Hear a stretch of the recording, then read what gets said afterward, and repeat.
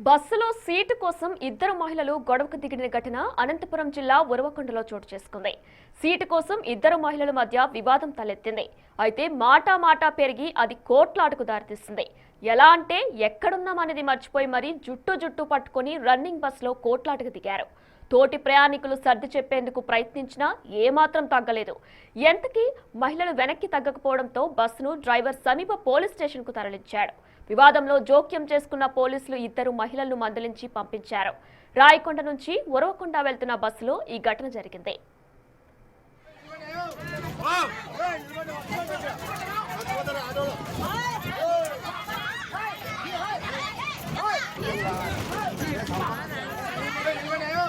Wow!